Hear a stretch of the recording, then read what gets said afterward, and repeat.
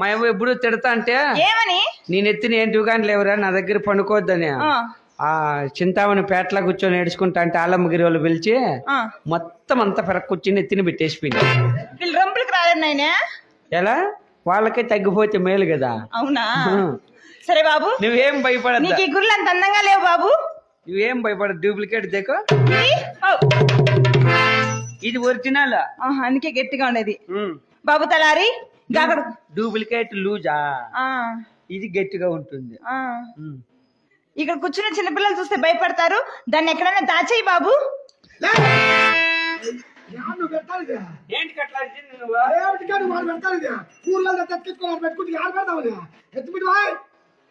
ఏదేమా చూస్తే కనుక కొంచెం చెప్పేస్తాయా.